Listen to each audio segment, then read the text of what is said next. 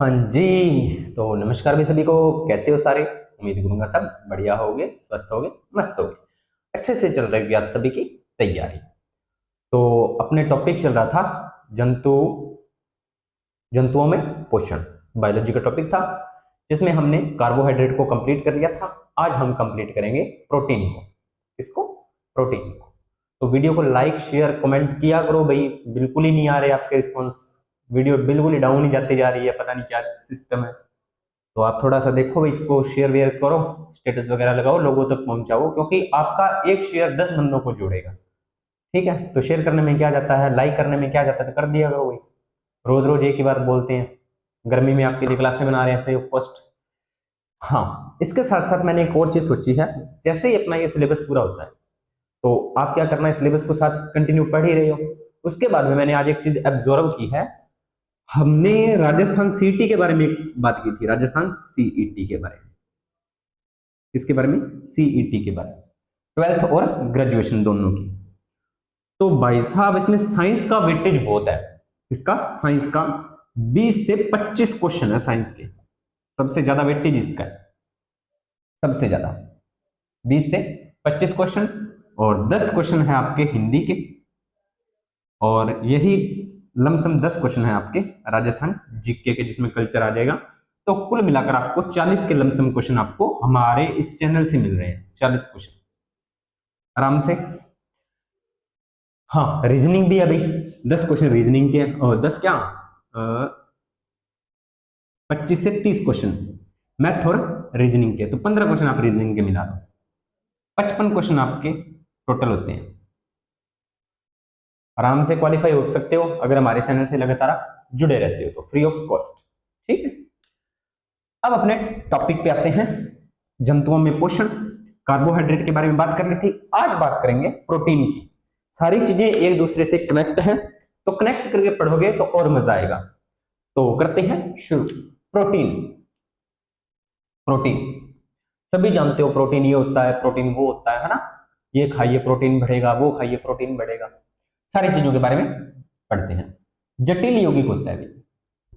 पहली बात, यौगिक कैसा होता है? यह एक कार्बनिक यौगिक है भी। यौगिक कैसा है? कार्बनिक। कैसा यौगिक है? कार्बनिक यौगिक है। और कैसा है? जटिल है। कैसा है? जटिल, मतलब नॉर्मल तो नहीं है। जैसे ग्लूकोज था ना, ग्लूकोज क्या था? C6H12O6, बिल्कुल सरल सा यौगिक। ये ऐसा नहीं है। ये कैसा है? थोड़ा सा जटिल है। नाइट्रोजन युक्त कार्बनिक पदार्थ, यानी कि इसके अंदर क्या होगा? नाइट्रोजन होगी। नाइट्रोजन युक्त, ये आपके लिए इंपॉर्टेंट रहने वाली बात है। प्रोटीन में क्या होगा? नाइट्रोजन। क्या होगा? नाइट्रोजन। अब मैं आपको चीजों को कनेक्ट करने का प्रयास करता हूं। तो देखो, अगली बात क्या है? 20 अमीनो अम्ल के अलग अलग प्रकार के संयोग से बनते हैं। तो इसमें लगभग कितने अमीनो अम्ल होते हैं? लगभग 20 अमीनो अम्ल। कितने? 20 अमीनो अम्ल। अब ये अमीनो अम्ल भिन्न भिन्न प्रकार से जुड़ते हैं, अलग अलग प्रकार से जब इसमें जुड़ते हैं तो ये एक संरचना बनाते हैं, और उसके बाद में ही प्रोटीन का निर्माण होता है, प्रोटीन के अणु का निर्माण होता है। तो आपको याद रखना है कितने अणु अमीनो अम्ल के जुड़ते हैं प्रोटीन के अणु के लिए, तो लगभग 20 अणु। लगभग 20 अणु आपको याद रखने हैं अमीनो अम्ल के जुड़ेंगे। अब ये आपको समझ में आ गई सर अमीनो अम्ल क्या होता है? तो अमीनो अम्ल होता है प्यारे बच्चे, ये आपका अमीनो अम्ल होता है, या प्रोटीन की एकलक इकाई कह सकते हो आप इसे, प्रोटीन की एकलक इकाई। ऐसे लगभग 20 जुड़ेंगे तब आपको प्रोटीन का अणु प्राप्त होगा। ठीक है सर, इतनी बात तो हमें समझ में आ गई। अब इस नाइट्रोजन को ना थोड़ा स्टार लगा के रखो, क्योंकि यहां से क्वेश्चन बहुत फंसेंगे, बहुत क्वेश्चन फंसेंगे इस नाइट्रोजन से। ठीक है? प्रोटीन शब्द, यानी कि सबसे पहले प्रोटीन शब्द बोला किसने था? किसने बोला था प्रोटीन? किसी ने तो बोला ही होगा। तो सबसे पहले प्रोटीन किसने बोला था? तो एक वैज्ञानिक था जिसका नाम था जे बर्जीलियस। क्या नाम था? नाम याद रखना है वैज्ञानिक जी का। क्या नाम याद रखना है? जे बर्जीलियस। जे बर्जीलियस, ये आपको नाम भी ध्यान में रखना होगा। वैज्ञानिक का क्या नाम है? जे बर्जीलियस। ये वैज्ञानिक का आपको नाम ध्यान में रखना होगा। ठीक है? इन्होंने सर्वप्रथम प्रोटीन शब्द का प्रयोग किया था। पहली बार जब प्रोटीन शब्द का उपयोग इन्होंने किया था, किन्होंने, जेफ बर्जेलियस ने। कब? 1938 ईस्वी की बात है ये, 1938 ईस्वी की बात है। ठीक है सर। मानव, अब जहां से क्वेश्चन फंसेंगे ये सारे के सारे इंपॉर्टेंट बातें हैं भाई, कनेक्ट करके चलना, परेशान मत होना। कोई बोलेंगे सर समझ में नहीं आ रहा, मजा नहीं आ रहा, तो देखो भाई पढ़ने में मजा कभी नहीं आता, मजा उत्पन्न करना पड़ता है उसमें। वो कहते हैं ना, पढ़ने में इंटरेस्ट कभी नहीं आता, इंटरेस्ट पैदा करना पड़ता है। पढ़ने में मजा कभी नहीं आता, इंटरेस्ट पैदा करना पड़ता है उसमें। ठीक है। तो वैसे मैं आपको एक चीज बताता हूँ, कहते हैं ना खुद की पढ़ाई खुद ही कर लेनी चाहिए, तो वो मैं खुद की पढ़ाई खुद ही करता हूँ।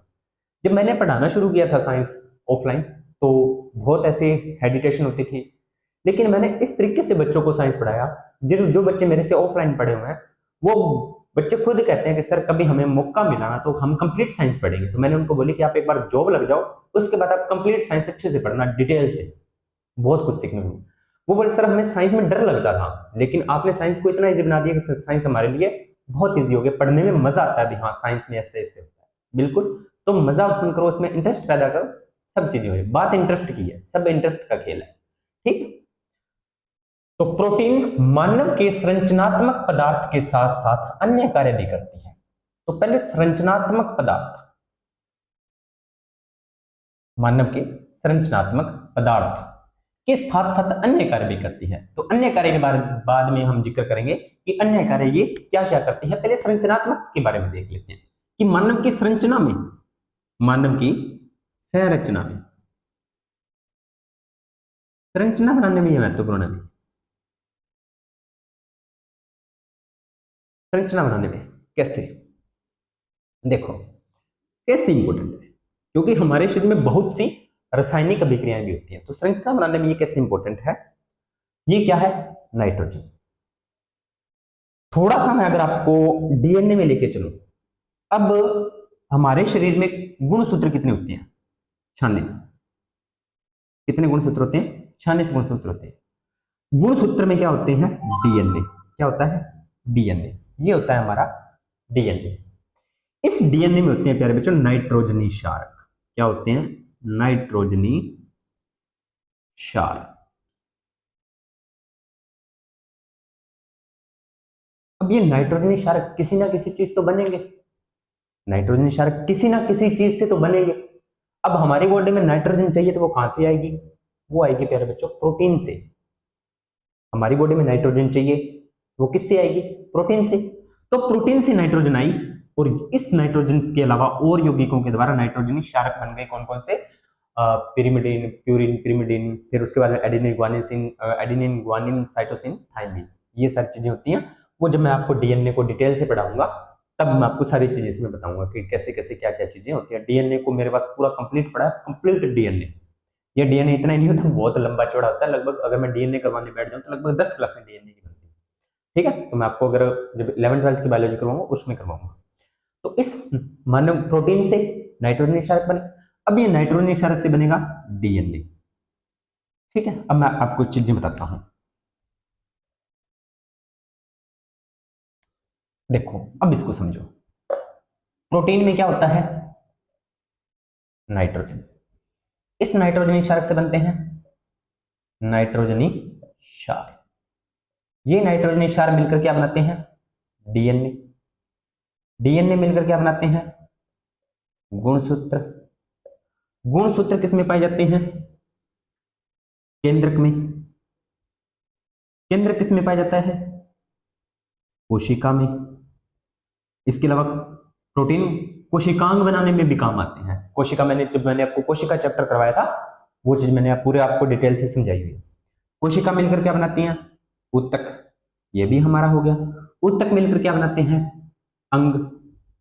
अंग मिलकर क्या बनाते हैं, शरीर। ये हमारा शरीर बन गया। अब हमारे शरीर में आपको पता हो तो एक विभाजन होता है अर्धसूत्री। कौन सा विभाजन होता है, अर्धसूत्री, जिसकी वजह से क्या बनते हैं, अंडाणु और शुक्राणु, जनन कोशिका। अब ये जनन कोशिका है, तो इस जनन कोशिका में भी डीएनए है।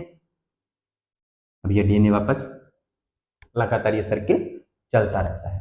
तो मानव की संरचना में कहीं ना कहीं प्रोटीन का योगदान है, बिल्कुल है भाई, बिल्कुल है। ये बात आपको समझ में आई। इतनी बात आपको समझ में आई, फिर आगे चलता हूं मैं। चलो, इतनी बात आपको समझ में आ गई। अब मैं आपको एक चीज और बताता हूं। जो बच्चे जिम करते हैं, जिम जाते होगे आप, है ना, जिम जाते होगे, बिल्कुल जाना चाहिए। तो वहां पर ना आपने एक चीज नोटिस की होगी, क्या, कि प्रोटीन ज्यादा खाना चाहिए। प्रोटीन के वो, आप जिम ट्रेनर होते हैं वो आपको प्रोटीन हायर भी करते हैं, अलग अलग तरीके भी बताते हैं, इससे ज्यादा प्रोटीन मिलता है, प्रोटीन लीजिए, प्रोटीन लीजिए। अब कोई मेरे जैसा दुबला पतला है भाई, वो जिम जाने लगता है, तो वो उसको प्रोटीन हायर करते हैं, और वो कुछ ही समय में बॉडी को, अब जिम करते हैं तो बॉडी से क्या होती है, बॉडी में आप पहले दिन जिम जाना, आपकी बॉडी बहुत थकावट महसूस करेगी, फिर धीरे धीरे धीरे धीरे धीरे धीरे धीरे धीरे आप में वो सारी चीजें एब्जॉर्व होने लग जाएगी, और आप धीरे धीरे हेल्दी होने लग जाओगे, आपके मसल्स गेन होंगे। तो मसल्स गेन यानी कि मांसपेशियां, अब मांसपेशियां बड़ी हो रही हैं, उनमें विकास हो रहा है, क्यों हो रहा है, क्योंकि प्रोटीन अंगों का निर्माण हमारी बॉडी की संरचना बना रहा है। फैट अलग चीज होती है, फैट अलग चीज होती है, फैट तो सिर्फ बॉडी के ऊपर जमा होती है, उससे आदमी ताकतवर नहीं होता, मांसपेशियां गेन होना वो अलग चीज है। समझ रहे हो मैं क्या समझाने की कोशिश कर रहा हूं? तो वहां पर आप प्रोटीन के लिए आपको हायर किया जाता है कि आप प्रोटीन खाइए, ठीक है, बिल्कुल अच्छी बात है भाई, ये भी आपको समझे तो प्रोटीन। अब आपको समझ में आ गया प्रोटीन खाने, अब वो आपको ऐसे क्यों नहीं मिलती, आप वसा खाइए, बोलते हैं क्या, नहीं बोलते, या आपको ऐसे बोलते क्या विटामिन खाइए, नहीं बोलते, जब आपको प्रोटीन प्रोटीन प्रोटीन प्रोटीन, क्यों, क्योंकि इसमें नाइट्रोजन होता है, प्रोटीन अंगों के विकास और अंगों के निर्माण में हेल्प करता है, इसलिए हमारी बॉडी गेन होती है, अच्छे से सुडौल होती है। क्लियर? अब देखो सर, हमें प्रोटीन का पाउडर नहीं खाना, वो हमें हायर करते हैं कि दालें, मोस्टली सोयाबीन और चना,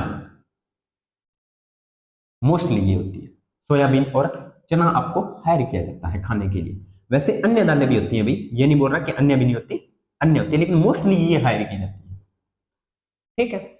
तो फिर इनमें प्रोटीन ज्यादा होने का रीजन क्या है, प्रोटीन ज्यादा होने का रीजन क्या है, प्रोटीन ज्यादा होने का क्या रीजन है? गेहूं में प्रोटीन ज्यादा क्यों नहीं होता भाई फिर, वो भी तो एक फसल है, इसमें क्यों ज्यादा होता है? देखो, इसमें होने का रीजन क्या है, दालों को बोलते हैं दलहनी फसलें, क्या बोलते हैं, दलहनी फसलें। जब मैंने आपको आप जब कुल वंश जाति मैंने आपको पढ़ाई थी ना, पादप जगत का वर्गीकरण, जंतु जगत का वर्गीकरण, तो पादप जगत में मैंने आपको एक कुल बताया था दलहनी फसलों का, जिसे बोलते हैं लेग्यूमिनेसी कुल। कौन सा? लेग्यूमिनेसी कुल। इसके बारे में अपने बहुत बार चर्चा कर चुके हैं, बहुत बार।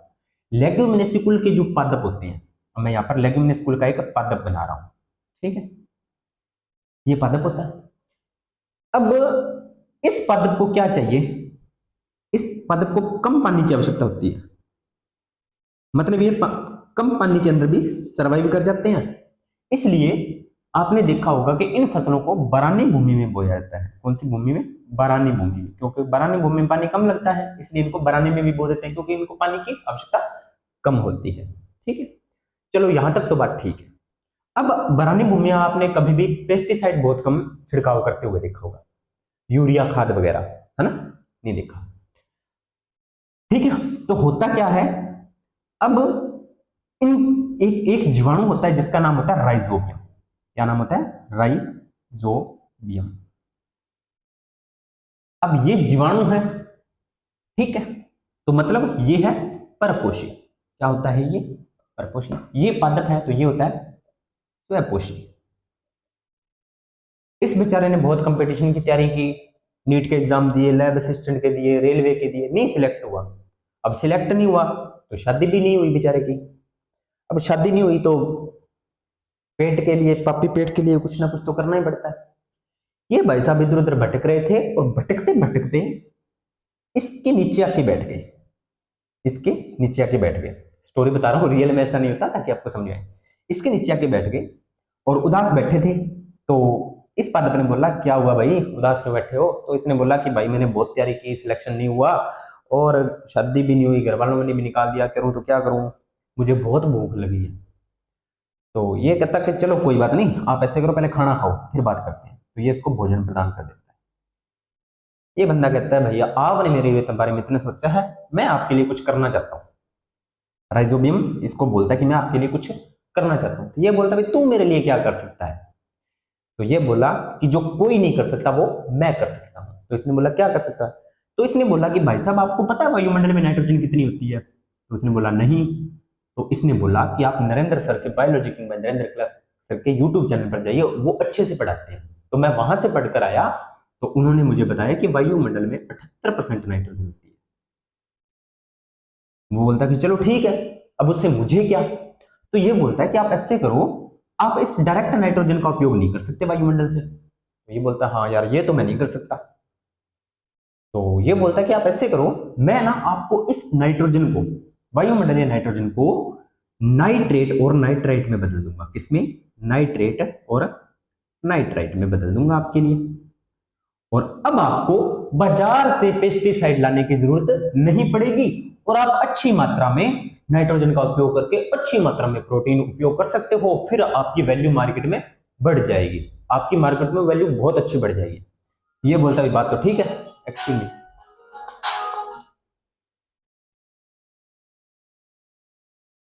सॉरी भाई। तो ये बोलता है कि ठीक है भाई ये तो बहुत अच्छी बात है।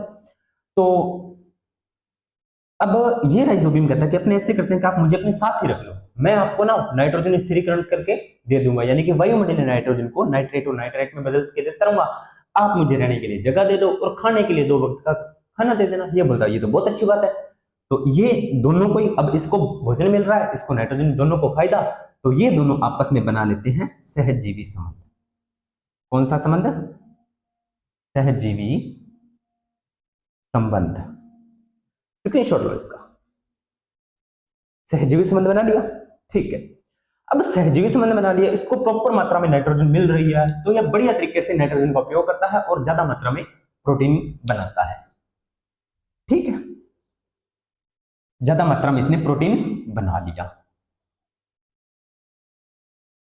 ज्यादा मात्रा में ये प्रोटीन बनाता है, इसी वजह से इनमें प्रोटीन होता है वो ज्यादा पाया जाता है इनमें, दलहनी फसलों में। ठीक है, अब ये यहां तक तो आपको समझ में आ गया मानव में संरचनात्मक पदार्थ के अलावा अन्य काम भी करते हैं। कैसे? अब अन्य काम क्या करते हैं? तो अन्य काम मैं आपको बता देता हूं। एक तो एंजाइम के रूप में करते हैं। जो जितने भी हमारी बॉडी में एंजाइम होते हैं ना, एंजाइम, वो प्रोटीन के ही बने होते हैं। किसके बने होते हैं? प्रोटीन के बने होते हैं, प्रोटीन के बने होते हैं। सभी एंजाइम प्रोटीन होते हैं, लेकिन सभी प्रोटीन एंजाइम नहीं होते। सभी एंजाइम प्रोटीन होते हैं, परंतु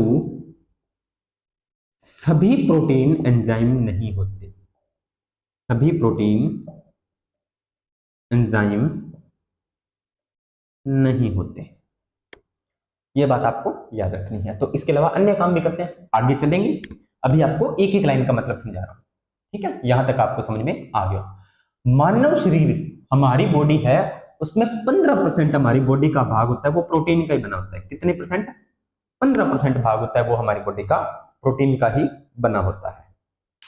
किसका बना होता है? प्रोटीन का ही बना होता है। ये बात भी आपको ध्यान में होनी चाहिए।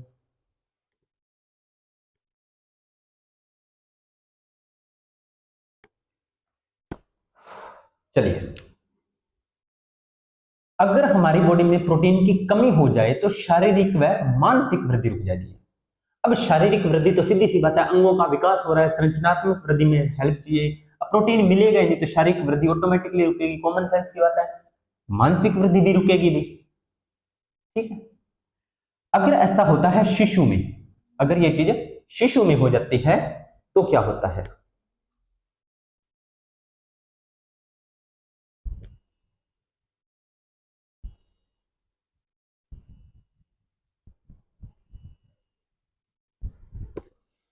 हाँ जी, सॉरी भैया आपको थोड़ा सा वेट करना पड़ा।